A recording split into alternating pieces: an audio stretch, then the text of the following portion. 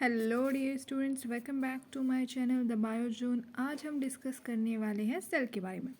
Cell क्या है, cell क्या फंक्शन करती है। सेल फंक्शन करती है ग्रोथ के बारे में, मेटाबॉलिज्म के बारे में और रिप्रोडक्शन के बारे में। साथ ही साथ सेल को हम क्या कहते हैं, it is the basic structural and fundamental unit of living beings. अब सेल्स की कुछ कैरेक्टरिस्टिक्स के बारे में बात कर लेते हैं। Cells are the building blocks of all plants and animals. सभी प्लांट्स और एनिमल्स किसके बने हुए होते हैं, सेल्स के। The cell is capable of independent existence and perform all basic function of life.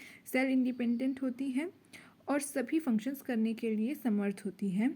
जैसे कि यूनिसेलुलर ऑर्गेनिज्म होते हैं, वो सिंगल सेल के बने हुए होते हैं और वो अपना सारा फंक्शन खुद अकेले एक सेल ही कर लेती है। Every organism starts its life as single cell. Single cell से ही प्रत्येक ऑर्गेनिज्म बनता है। Each cell has its own life span. अपना एक अलग लाइफ स्पेन होता है, अपनी लाइफ शेल अलग अलग होती है सभी सेल्स की।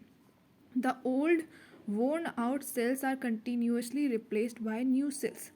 पुरानी जो सेल्स होती हैं या जो सेल्स डैमेज हो गई हैं उन्हें रिप्लेस करती हैं न्यू सेल्स।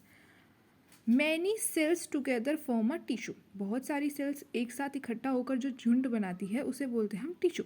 बहुत सारे टिश्यूज इकट्ठा होकर फॉर्म करते हैं एक ऑर्गन, लीवर, किडनी, हार्ट, और बहुत सारे ऑर्गन फॉर्म करते हैं ऑर्गन सिस्टम। और उस ऑर्गन सिस्टम से क्या बनता है, हमारा organism. Cells are so tiny that they can not be seen with naked eye. Naked eye से आप सेल्स को नहीं देख सकते। These were discovered by Robert Hooke in 1665। Cells को किसने डिस्कवर किया है, रॉबर्ट हुक ने। किसके अंदर, 1665 के अंदर। उसने क्या लिया था, Kock cell, slice of Kock cell. Kock होती है डेड सेल, किसकी, ऑक ट्री की।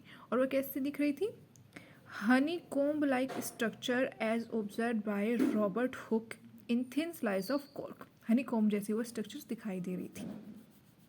और सेल्स जो थे, सेल इन्हें कहा गया था, जो कंपार्टमेंट थे इन्हें सेल्स कहा गया था।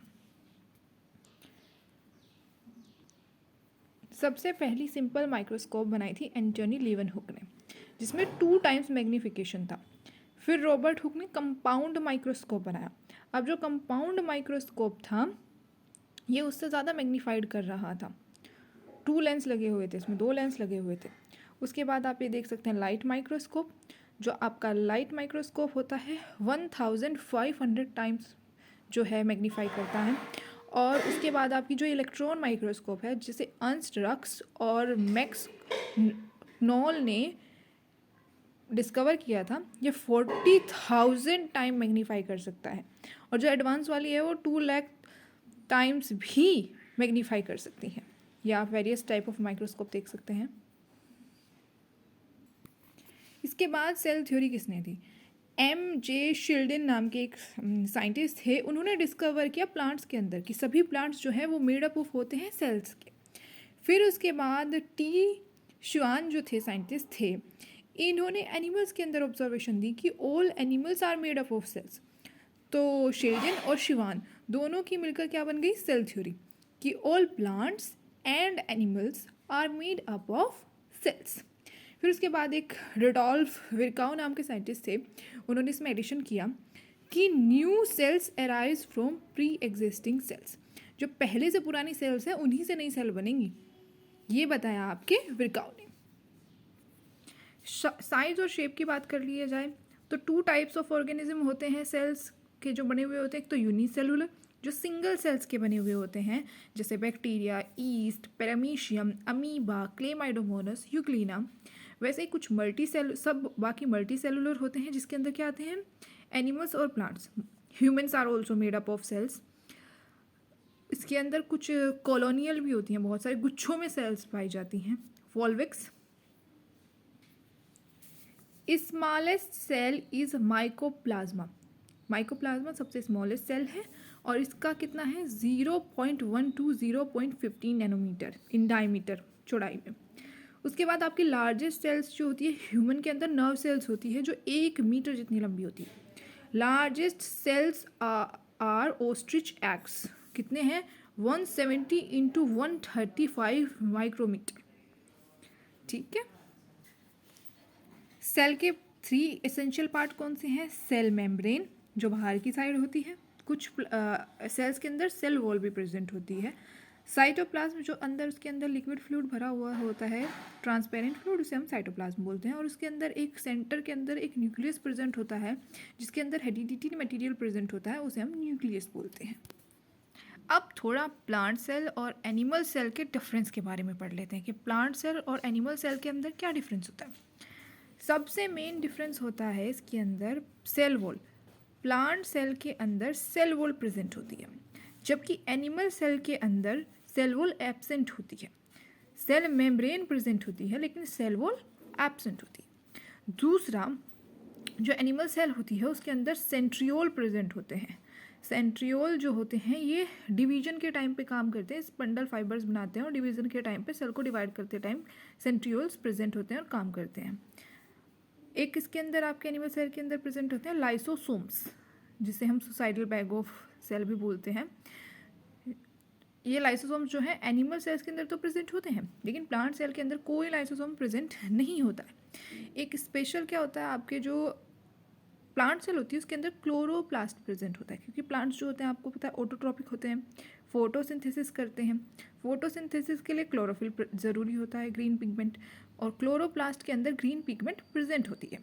इसीलिए जो प्लांट सेल होती है उसके अंदर क्लोरोप्लास्ट प्रेजेंट होता है, लेकिन एनिमल्स के अंदर नहीं होता है। साथ ही साथ इसके जो एनिमल सेल्स होती हैं, प्लांट सेल होती हैं, उसके अंदर आपके बड़े बड़े वैक्यूल प्रेजेंट होते हैं। वैक्यूल फूड स्टोरेज का काम करते हैं। तो आप मेन डिफरेंस देख सकते हैं कि प्लांट सेल के अंदर सेल वॉल होती, एक बार रिकॉल कर लेते हैं, प्लांट सेल के अंदर सेल वॉल होती है, एनिमल सेल के अंदर सेल वॉल नहीं होती है। प्लांट सेल के अंदर क्लोरोप्लास्ट होता है, लेकिन एनिमल सेल के अंदर क्लोरोप्लास्ट प्रेजेंट नहीं होता। प्लांट सेल के अंदर वैक्यूल्स प्रेजेंट होते हैं, एनिमल सेल्स के अंदर वैक्यूल प्रेजेंट नहीं होते हैं। वैसे ही सेंट्रियोल जो है वो एनिमल सेल के अंदर प्रेजेंट होते हैं और लाइसोसोम एनिमल सेल्स के अंदर प्रेजेंट होते हैं, लेकिन प्लांट सेल के अंदर नहीं।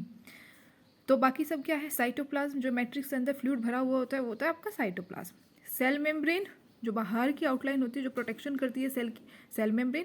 माइटोकॉन्ड्रिया जो एटीपी प्रोड्यूस करते हैं, एनर्जी प्रोड्यूस करते हैं, और माइटोकॉन्ड्रिया को powerhouse of the cell भी कहा जाता है। गोल्गी बॉडी, ये आप देख रहे हैं, गोल्गी बॉडी है, सिक्रेशन का काम करती है। राइबोसोम्स प्रोटीन सिंथेसिस का काम करते हैं। न्यूक्लियस जो होते हैं उनके अंदर आपका हेरिडिटी मटेरियल भरा हुआ होता है, जो एक जनरेशन से दूसरी जनरेशन में पास ऑन होता है। न्यूक्लियस, न्यूक्लियस जो इसके अंदर प्रेजेंट है, आप देख सकते हैं न्यूक्लियस के अंदर। इसके बाहर न्यूक्लियर पोर प्रेजेंट होते हैं, न्यूक्लियर एनवलप भी प्रेजेंट होता है। साथ ही साथ आप देख रहे हैं एंडोप्लाज्मिक रेटिकुलम।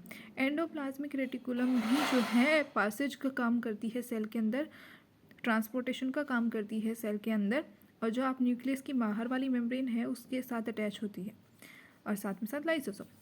वैसे ही आप आपकी जो प्लांट सेल उसके अंदर देख सकते हैं सेल वॉल प्रेजेंट है बाहर, सेल मेम्ब्रेन, क्लोरोप्लास्ट, न्यूक्लियस, और साथ ही साथ आपका वैक्यूल, एंडोप्लाज्मिक रेटिकुलम, माइटोकॉन्ड्रिया। ये आप दोनों का डिफरेंस देख सकते हैं। Thanks for watching. अगर वीडियो आपके लिए हेल्पफुल हो please like share subscribe to my channel. Thank you.